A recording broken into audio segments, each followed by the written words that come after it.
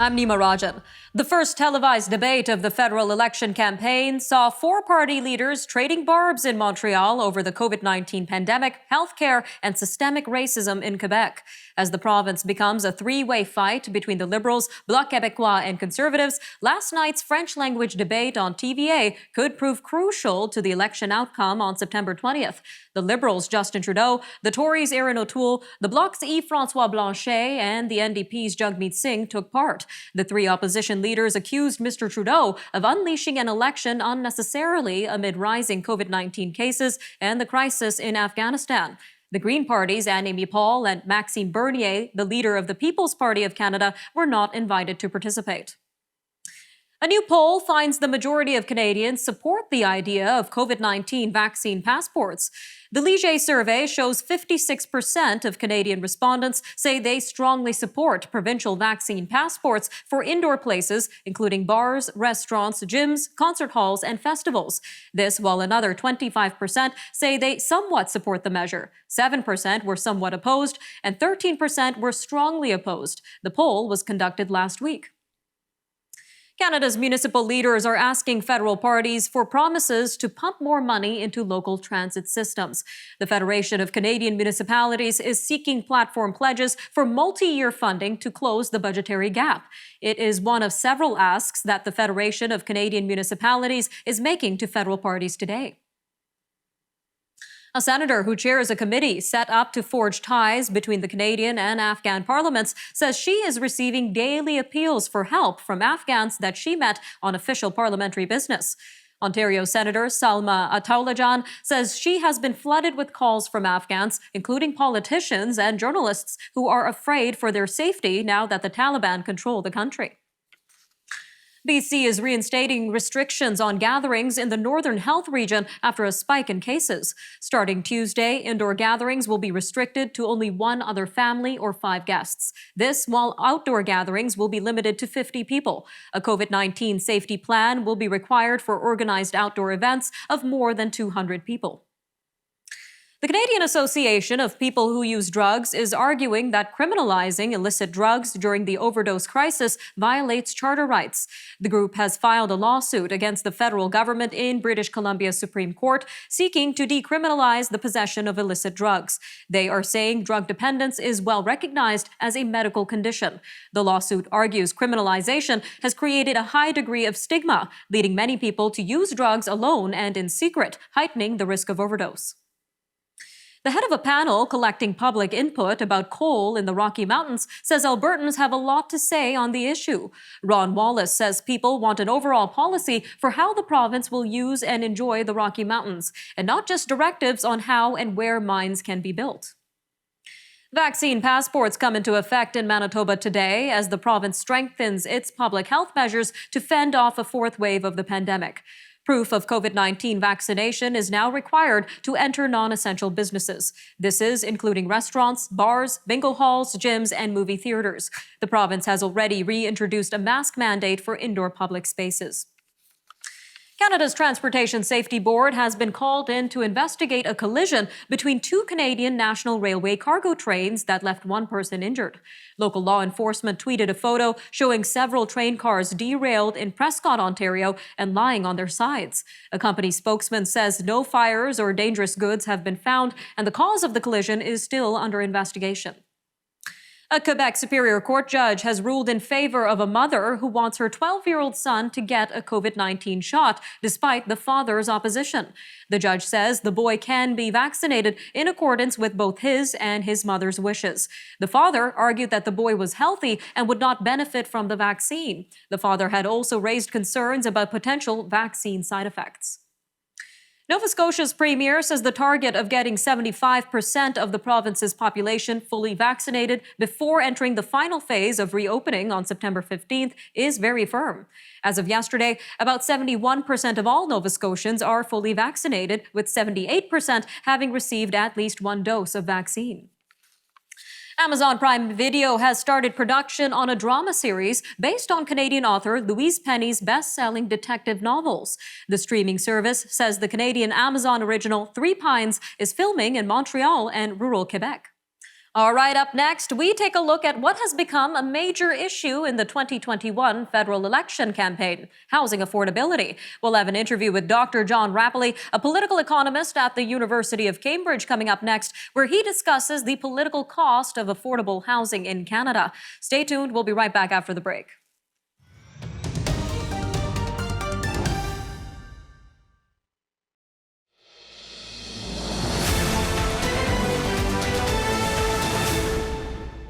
Housing affordability has become a major election issue during this federal election, but is it just a politically popular theory? One economics expert indicates the answer to housing affordability is one that wouldn't be popular among those who already own a home. Dr. John Rapley, a political economist at the University of Cambridge, says the solution of building more homes in Canada would result in existing properties losing some of their monetary value, which is something many homeowners may not appreciate. He says this may lead to pushback in communities that don't want excess homes, bringing down the value of their property investments. Well, joining us now to talk more on this is Dr. John Rapley himself. Sir, welcome to Forum Daily. Hi, Nima. So you're saying that the Canadian housing crisis is not a crisis. It's where Canadians want it to be. So can you tell us a little bit more about this?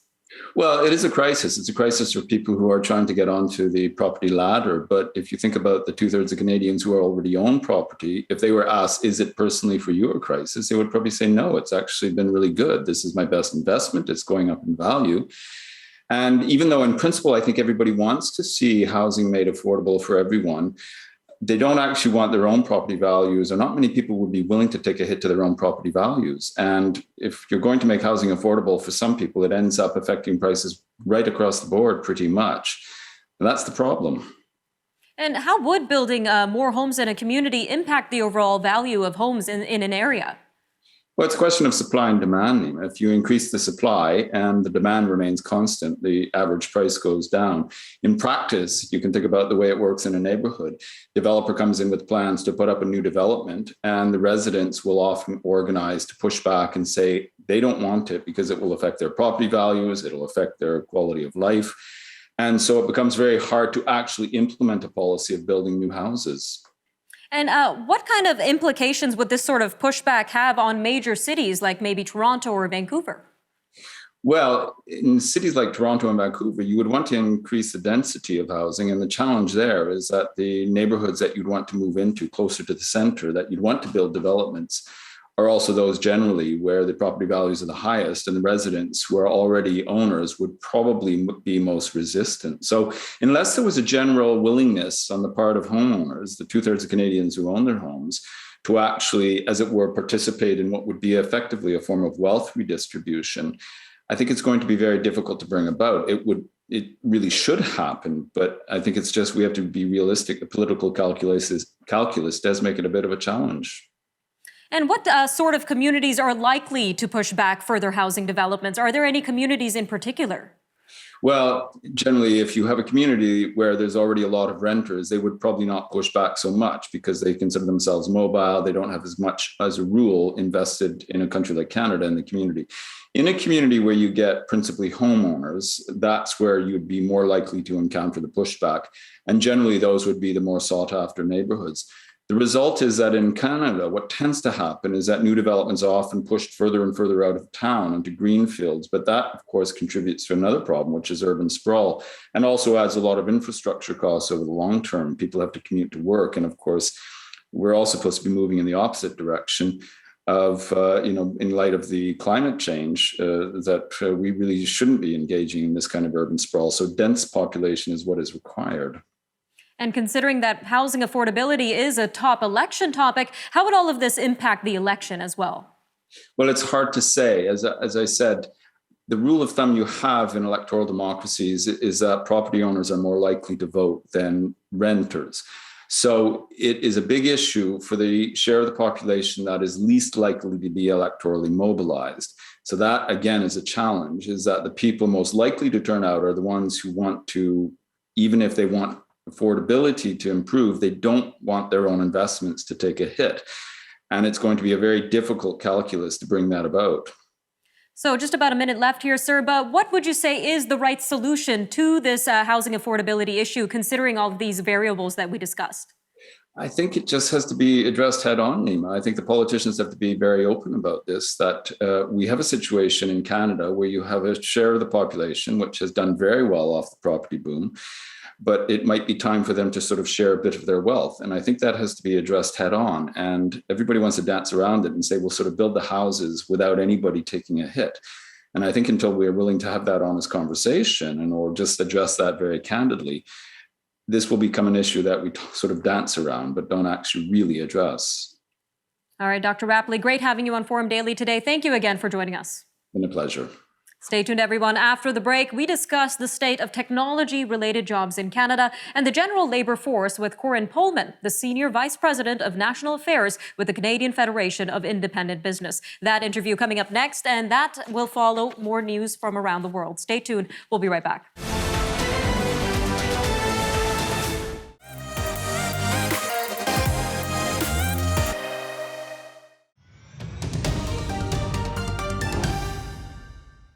The Help Wanted sign is out for workers with digital skills, but a new poll suggests Canadian businesses are having trouble finding candidates who fit the bill.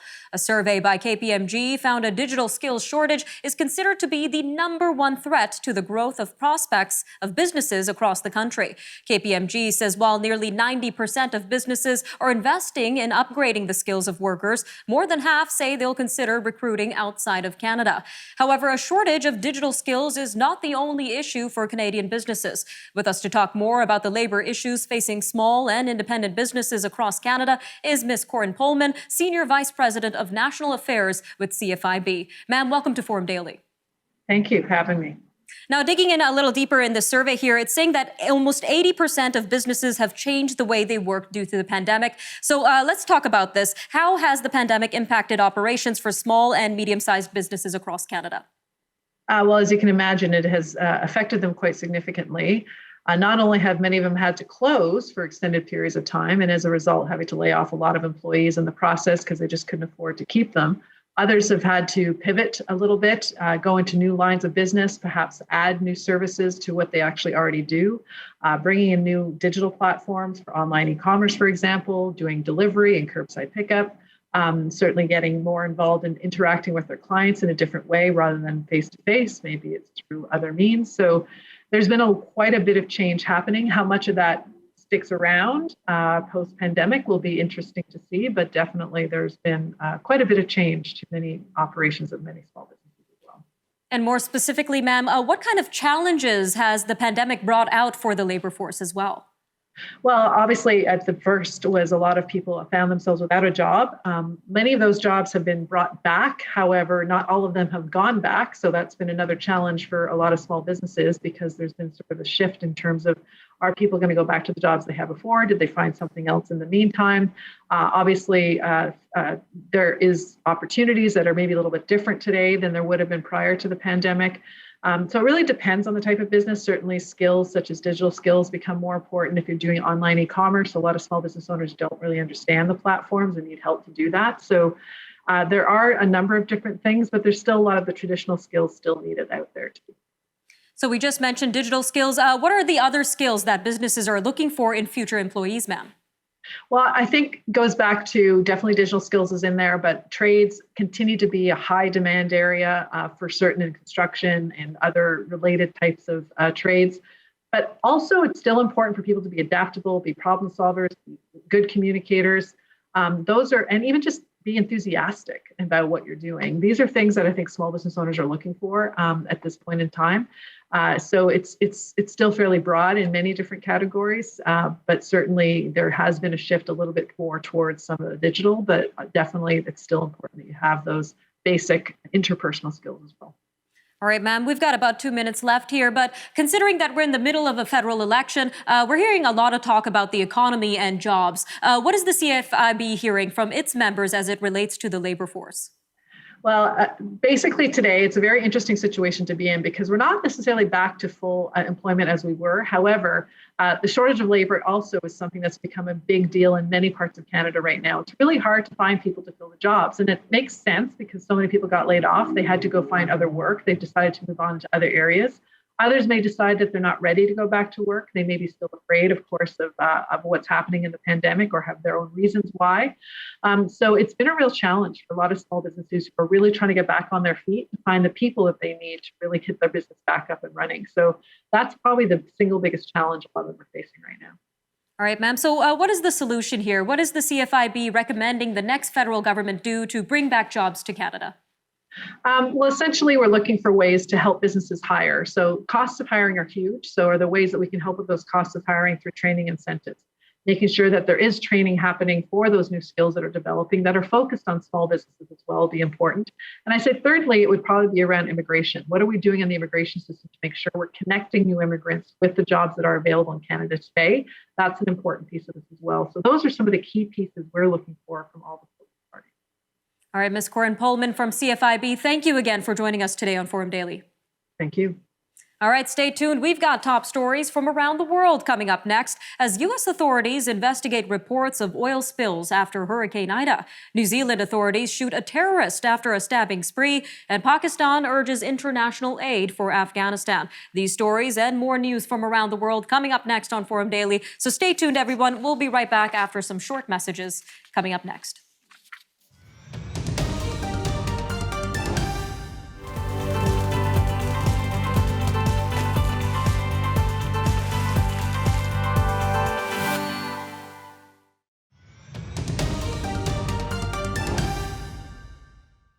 Reports of oil and chemical spills caused by Hurricane Ida are now being investigated by U.S. federal and state agencies. The Environmental Protection Agency says a special aircraft carrying photographic and chemical detection equipment has been dispatched to fly over the area hard hit by the Category 4 storm. New Zealand authorities say they shot and killed a violent extremist after he entered a supermarket and stabbed and injured 6 shoppers. Prime Minister Jacinda Ardern described Friday's incident as a terror attack. She said the man was a Sri Lankan national who was inspired by the Islamic State group. She said he was well known to the nation's security agencies and was being monitored around the clock. Ms. Ardern said that because the man was under constant monitoring, a police surveillance team and a special tactics group were able to neutralize him within 60 seconds of the attack starting. She said that 3 of the 6 stabbing victims were seriously injured. Pakistan is urging the international community to adopt a 3-pronged approach to Afghanistan following the Taliban takeover. Pakistan's UN ambassador, Munir Akram, called for quick aid delivery to 14 million people facing a hunger crisis, an inclusive government, and to work with the Taliban to attack all terrorist groups in the country. The European Union says it has reached an agreement with drug maker AstraZeneca to end their legal battle over the slow delivery of the company's coronavirus vaccine. The EU's executive branch, the European Commission, said Friday that AstraZeneca made a firm commitment to deliver a total of 300 million vaccine doses by March. The Commission says it involves the pharmaceutical company providing 135 million doses by the end of this year, plus another 65 million doses in the first quarter of 2022. Japan will be getting a new leader after Prime Minister Yoshihide Suga confirmed that he won't run for the leadership of the governing Liberal Democratic Party at the end of this month. Prime Minister Suga took office in mid-September last year after his predecessor, Shinzo Abe, resigned due to health problems. He says he wants to focus on pandemic measures. Mr. Suga has faced criticism and a drop in support ratings over slow COVID-19 measures, along with holding the Olympics despite public health concerns. The center-right Union Bloc's candidate to succeed Angela Merkel as chancellor in Germany's election this month is struggling to reverse a sustained downward trend in the polls. A survey released by public broadcaster ARD showed the Union Bloc receiving 20% of the vote. This is compared to 25% support for the center-left Social Democrats. The global shortage of computer chips is getting worse, forcing automakers to temporarily close factories. General Motors announced on Thursday that it will pause production at 7 North American plants during the next 2 weeks. Ford will stop making pickups at its Kansas City assembly plants for the next 2 weeks, while cutting shifts at other plants. According to industry analysts, the Delta variant has hit employees at chip factories in Southeast Asia hard. This has worsened a chip shortage that was starting to improve earlier in the summer. E-commerce giant Alibaba Group says it will spend $15.5 billion to support President Xi Jinping's campaign to spread China's prosperity more evenly. Alibaba said it will invest in 10 projects for job creation, care for vulnerable groups, and technology innovation. Alibaba and other Chinese tech giants have announced plans to invest in social welfare, technology development, and other ruling party priorities. This is in response to pressure to align with the Communist Party's political initiatives and economic plans. Two of the industry's biggest poultry companies have agreed to pay nearly 35 million doses to settle a lawsuit with chicken farmers. The lawsuit accused the companies of conspiring to dominate the industry and fix the prices paid to farmers who raise the chickens. Tyson Foods and Purdue Farms agreed to the settlements last week without admitting any wrongdoing. This while the lawsuit remains pending against several other industry giants. Young people in Africa have been hit by a pandemic-caused economic downturn. A survey of 18 to 24-year-olds in 15 African countries found that many have lost jobs or suffered disruptions to their education. Preliminary findings came from the second annual Africa Youth Survey. Nearly a fifth of the survey's 4,500 respondents said they lost their jobs. 37% said they had to stop or pause their education, 8% saw their pay docked, 18% had to move back home, and 10% said they were forced to care for family members. NASA has announced a possible breakthrough for its newest Mars rover. The rover may have successfully collected its first rock sample for return to Earth. NASA later said it is awaiting more photos before declaring success. A month ago, Perseverance drilled into much softer rock and the sample crumbled. All right, that'll do it for your look at national and international news for today. For more news on demand, you can always visit our website, thenewsforum.ca, and be sure to follow our social media handles on Facebook, Instagram, and Twitter. You can also watch all of our commentary programming and interviews on the News Forum YouTube channel. I'm Nima Rajan, and this was Forum Daily.